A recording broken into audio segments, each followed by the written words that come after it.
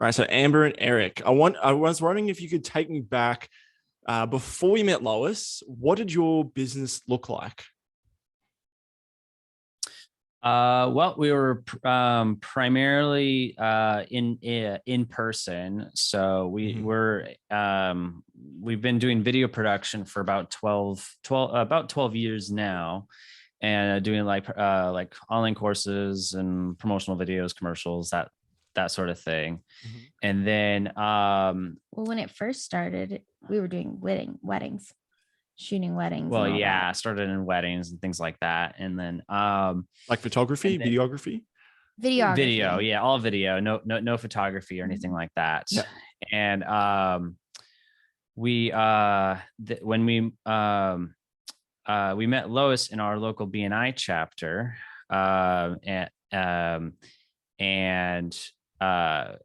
and then this was before she even started what she's doing now. She was working for another company, Boomerang, I think is what it was called. Boomerang. She was working for them at the time. And then she started her online sales, permission-based sales.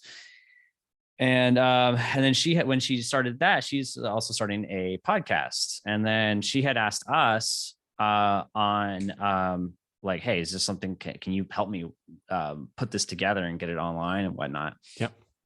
And we hadn't done any podcasting, but we've done lots of stuff that's very similar. It's not a whole lot different from our field. We just had to figure out, okay, how do we get it online, do all that, which was nothing really new towards any video project really. Yep. And then so we started helping her with her podcast, and then we actually started to really enjoy doing that podcast niche that we hadn't done before. So that's a relatively new thing for us. Started that when she started her podcast in 20, or at least revamped her podcast in 2020. And then we started doing podcasting, and then she sent us some referrals and kind of started to build that more. And then that's kind of when we got started with her course actually too. Well, we initially started for video production. Yeah, that's true. We did. That's right. I forgot about that. We tried to do her course through video production because that's what we niched down to. When we joined BNI, we had niched down to online courses and training videos. We were tired of doing weddings and we're like, okay, this is what we want to do. Yeah. So we niched down to that. And then when we started her course, we're like, okay, we're going to, use her course to promote the online courses portion of it. And at this time we had started helping do podcast management for her podcast. And then we're like, you know what? We like this model a lot better. It's a subscription model. We keep the clients for a long time, and it's remote. COVID was happening, so we couldn't exactly go film people at the time. Yeah, it also allows for a somewhat cheaper option compared to doing an online course necessarily, as well as a cheaper offering. Because a lot of our online courses, they can get quite expensive sometimes, and there's not really any like cheap way to do that, at least anything that's in the sub $1,000 range, whereas podcasting, there are options for that, and it ties in really well with online courses because you can use the podcast as a way to sell the online course and promote it and whatnot too. It ties in really well with our target audience that we were already targeting. So that's why podcast management made a lot of sense for us. Yep. And because we were already going down doing online courses for people, and the podcasting was a nice addition to that. So you guys swapped to just doing done for you podcast management, or was it a bit of two things going on at the same time? We do both. We still do both. Mm-hmm. During COVID, it was mostly podcasts, but now we've been doing video production for a long time, and so that's what mostly people know about, like know us for. Yep. And so we continue to do that, and they just work really well together, podcasting and online courses, because you can sell your online course off your podcast. It just works really well. So we do both currently. Yeah. And before you met Lois and stuff, what did the business side look of it? Like, was generating clients random, or was it? It was pretty random. It was a lot of word of mouth, a lot of reoccurring clients, a lot of just warm market stuff. Yeah. So yeah, it was kind of random. I mean, that was one of the reasons why we joined BNI, was to help just generate more leads, at least on the local level, for online courses. So, and that really helped us as well. So Yeah, but we hadn't like ever really got any clients that were online or anything like that. So that was all pretty new to us with that, and we've generally had more success just doing local word of mouth stuff, especially since as well, we were doing online courses or just focusing strictly on online courses. It was sometimes tricky to work with someone who was completely like in another state or another part of the world where we couldn't realistically film them, right, without it being significantly more expensive. It generally, if it's that far away, it usually often makes more sense to hire somebody else there to film it at least, and then maybe we put it together and whatnot and help coordinate that a little bit. But flying us out can get quite expensive. But the podcasting is actually an offering that we can do remotely to other people anywhere in the world, and it works really well. It doesn't really matter where they are. We help them set up equipment and things like that. We coach them on that and whatnot.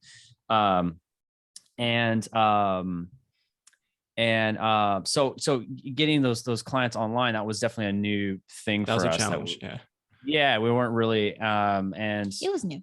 Yeah, it was a new challenge for us, and especially with the permission base. I have some experience with like Google ads and Facebook ads and things like that, but those can be a black hole. They can get very expensive. Yeah, if you're not careful. Yeah. So when you first started with Lois, what's the first thing that she worked on with you guys to get results? Well, first thing, at least for me, was like my vision and my why. Like, why am I doing this? And kind of getting that in alignment with my goals. And then after that, it was, being consistent, doing daily lead gen. And that wasn't something that consistency was on. So that definitely helped with like her daily compass and stuff like that. I mean, we fall behind sometimes, but it is a good reminder to keep doing that. Yeah. Okay. So a lot of people, they don't like lead generating every single day. They don't have a vision. Like, how did that all come into this program? Like, how did that make you feel? Like completely different from going into a social networking event to actually just like being behind a keyboard and stuff? Yeah, I mean, it definitely set a goal.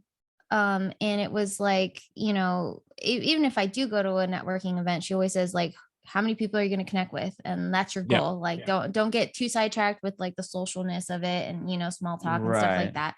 And same thing with online generating. Like, you want to be human, you want to be connecting to that person and, be genuine and turning strangers into friends. That's what she always says. And that, like, viewing it like that, and viewing sales as like you're helping someone, you're not just trying to sell them something, you're actually genuinely trying to help them, definitely helped at least my confidence to be able to talk to somebody, because I'm like, I think I can actually really help you and like whatever you're trying to do in your podcast or whatever. So that definitely helped.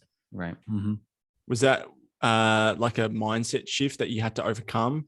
Because you can build that rapport in person, but building it rapport digitally, was that something you had to overcome? It was. I think there was a little bit of fear involved, because I'm like, what are they going to think? I'm just like randomly talking to them. But I think if it's meant to be, like, we are supposed to connect with this person, and knowing that like I'm coming from a genuine, like, I want to help you type thing, it helped me overcome that, like, what are they going to think of me type thinking. So it was a lot of mind shifts for sure. And really kind of like, I guess, as well as learning how to like, I guess, format the conversation and things like that too, like learning like, okay, providing lots of value to them, so you kind of build that trust with that person because you provided a ton of value, and then having things that you also have to even provide additional value, and like helping set that framework up. So like, you have a getting a free offer built and things like that, something that to give them and whatnot, and then something tangible to give them and whatnot, versus just like, here's some advice on that thing that you do that one time and then that's it, and that's fine. Sending them to your website, or just send them to the website. But then it's like, well, okay, that's the website's not going to answer their question, whatever their specific need is. Getting that developed was helpful, because we didn't have a free offer before, and we have one now, and we're still kind of like switching those around and stuff too. Like, oh, maybe we should, as we kind of learn things, shifting that free offer around. And that's something we hadn't had before. That's extremely valuable. That really everybody should have a free offer of some kind. It goes a long ways. So were you saying like a big breakthrough was that instead of just hard selling people, was that giving value, and that value sometimes was like a free opt-in into your list, and then you built the relationship from there? Yeah, like in our case, of the first free offer we made was it was like a pretty detailed 20-page like PDF, and that I had built, and it was on how to just kind of getting the ball rolling on making an online course, essentially. And then, but since we switched more on our online marketing towards focusing towards podcasting, we've switched that to being a checklist for starting your podcast, which is like lots of little things, but if you forget one of those things, it can be a significant impact. But like, for example, sometimes getting on Apple can take several days or even weeks sometimes. And so sometimes people will be like, they get everything ready, they get it all up, and then they're a day away from launching. They're like, okay, now I got to connect to Apple. Well, now Apple's like, well, no, I need to approve you, and you got 2 weeks. Well, so your whole launch, all the marketing that you might have done towards trying to launch on a certain day is kind of getting wasted now, because you hyped it all up. Now it won't even be on Apple or Spotify or whoever. Usually Apple tends to be, Amazon can be a pain too as well, but it just kind of depends. But you don't know. I've gotten on Apple. Sometimes I've gotten on Apple in 20 minutes before. Sometimes it can take 2 weeks. Like, you don't know how long it can take. So that's kind of one of those things that's really out of everybody's hands, unfortunately. But that's why you do it early. You kind of get set up and you get approved on Apple and all that. And then, but it's one of those things that it's like small, but can definitely go a long ways. And that's that's why we have that in our free offer. Cause it's like, it's a small thing, but it's effective and it's valuable having that checklist when you launch your podcast, for example. We also have free webinars that we've been doing as well. As like a freebie, which I've never done a webinar. So how's that been? Like, I imagine there's a lot of, oh my God, like, fear of public speaking. What am I going to say? Creating all this noise. Like, what was that like? I mean, it was nerve-wracking. I mean, Eric started doing the webinars first, like for several months. And then one day he had jury duty and he found out the day before, and I had to do the webinar because we had already like lead gen, we already promoted it and everything. We already had RSVPs for it and we couldn't move it. And so I was like, well, I guess I have to do it. So it was the same webinar, and he had done it enough and I'd watched every time. So I was able to do it. And then after that, I just started doing them and he stopped doing them. So it was a good experience. One of the things that I learned from Lois is getting a VA and how valuable VAs are as well. And so like our VA, she does a lot of the lead gen for us now, which is great because she's really good at it. She watched Lois's course. She knows exactly what to do. She knows how to sound like us. So it's been really helpful as well. So, but at first you had to get used to the rejection. At first you had to go through the motions, and I imagine you probably felt a bit of resistance at times, getting lots of no's, because Lois told me, she's like, you have to get 7 no's before you can get a yes for the day, or something along those lines. Yeah, that's another mindset thing where it's like you can't view no as a personal thing. Like it's not personally towards you. It's just that person's not ready, or this isn't the right client for you. Whatever it may be, they may have a bad day. Everyone has those. So just not to take it personally. And I remember she did a couple of challenges where she had try to get as many no's as you can. Like that was the challenge, to like just get as many no's, like not even a yes, like get a no. Just to get over that fear. Just to get over it. Yeah. So that was really interesting way to put it. But yeah, of course, like even on the webinar, like a lot of webinars, people would join and be like, you know, email them after, like, what do you think? They're like, yeah, it's great, but I'm not ready to like sign up. And I'm like, oh. Sure. But you know, it's just one of those things. I just think it's just part of the process. Part of the you know? process. Yeah. 100%. Yeah. Mhm. Cool. So if you don't mind me asking, like, what are the results like before you met Lois, and then what are they now in terms let's start with like monthly revenue.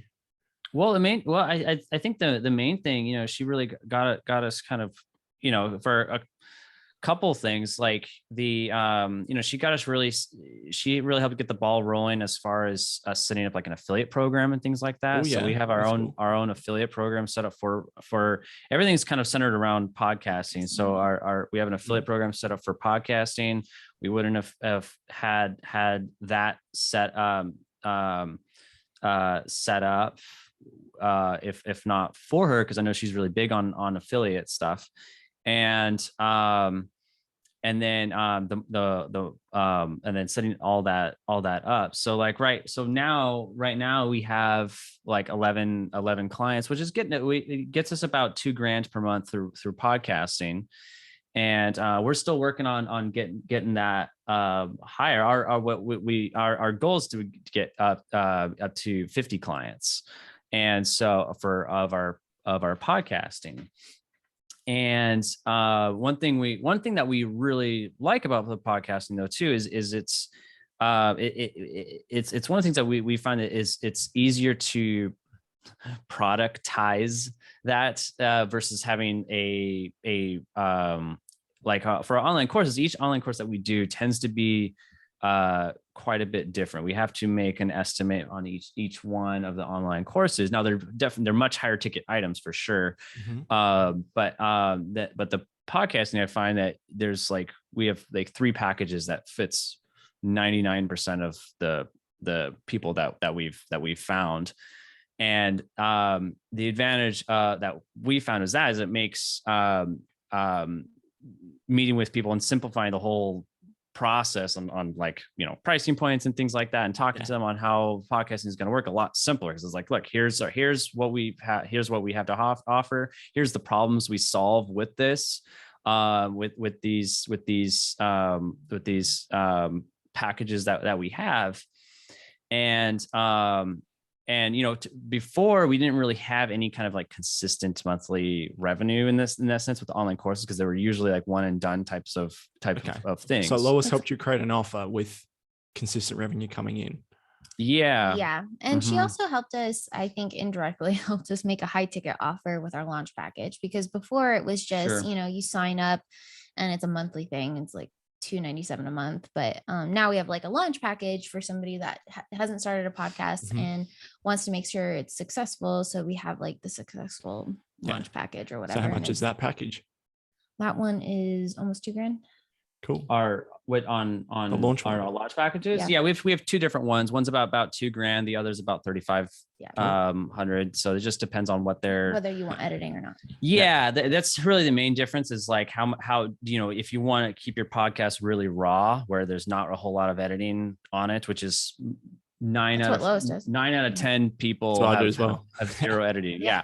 And so that's what, but some people do want really solid editing. So that's why we have those two different things, and everyone falls into one of those 2 categories. Most people fall into the no editing category. But the key thing here is, sorry to cut you off there, but the key thing is what you're trying to say is that with the whole lead gen system, getting everything done, you now got this high ticket system in place, a high ticket offer in place, membership in place. It's kind of running like clockwork, semi on its own. Does that sound right?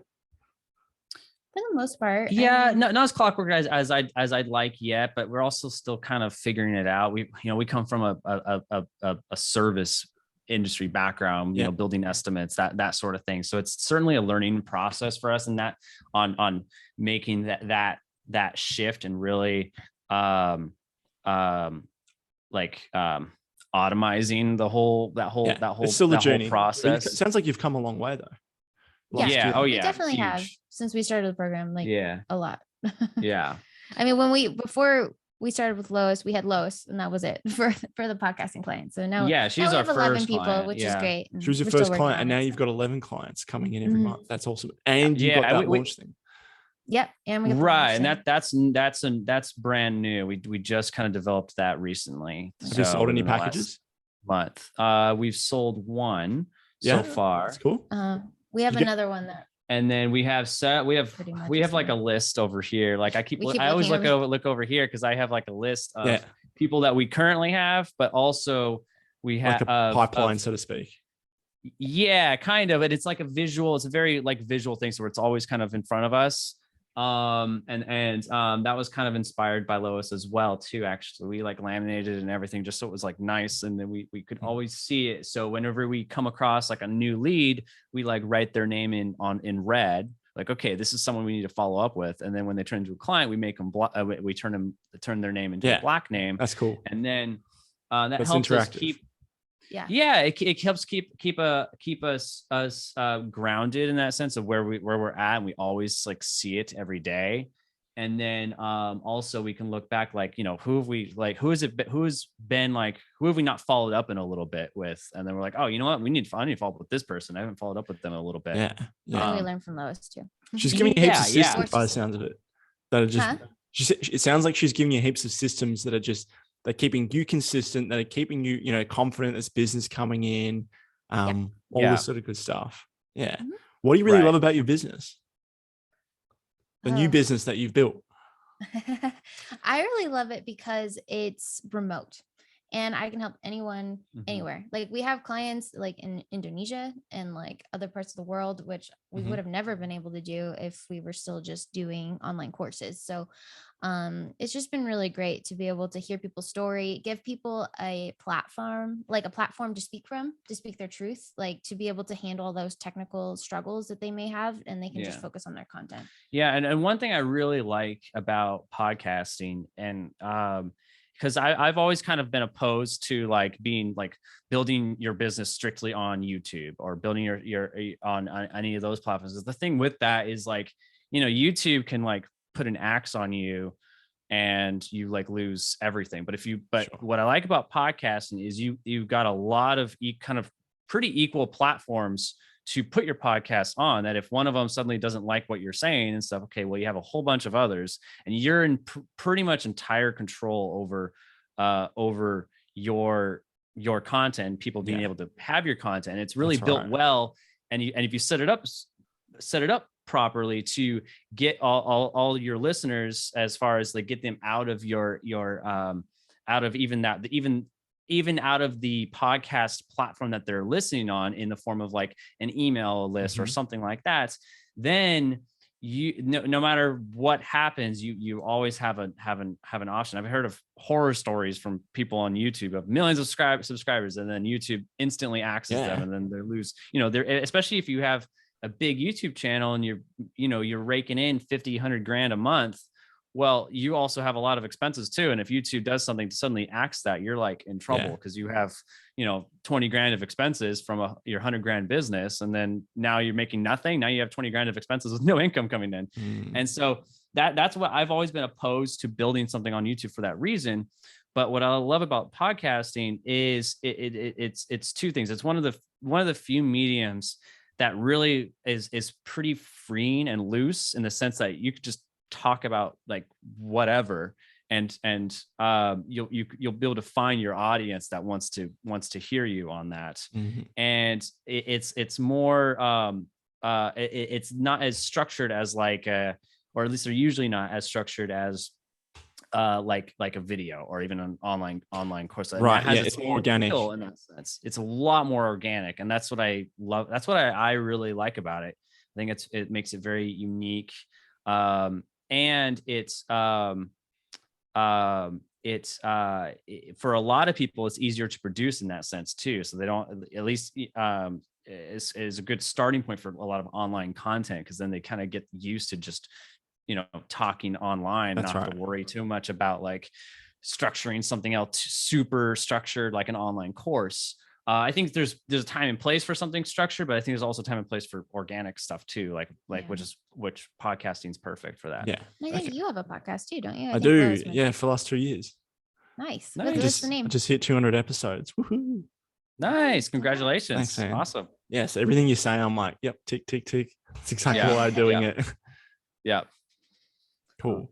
All right. So last question. What's your podcast called? It's called Storytelling Secrets. Storytelling Secrets. I'll put it in the chat. Look it up. He's gonna put it in the chat. Oh, okay. Be honest though, like one podcast, I'll tell you after this. But last question I wanted to ask to wrap things up was, who would you recommend Lois's coaching program to? Who? Everyone. I think really any business owner that wants to be online. Like, I think people in particular, if you already have something you can sell online, I think in particular, some kind of product of some sort, I think her thing is really, but yeah, if you can do the program online though, I don't know, most programs I think probably can in some sense and whatnot, but I think in particular, because she's really focused on building on social media, and if you have something that's local, I feel like it's not as effective because you really have to kind of stick to your local, but I could be wrong on that. I don't know. I mean, there are like local Facebook groups and stuff, local online groups you could be a part of. So, but I feel like you have a bit more doors that can open if you're not limited to you geographically. So if you have something that can be sold online, I feel like that you're not limited geographically, then I think it's her program is extra effective, or you have more doors that can open up with that. Also, if you want to be pandemic proof. That's cool. Yeah, totally. I mean, that's why she started, was Yeah, because she was like, that okay, is true. Totally. I can't do this, so I have to do something online. So Yeah, she figured it out. Yeah. Mm-hmm. Awesome. Cool. Well, thanks a lot for doing this chat with me. And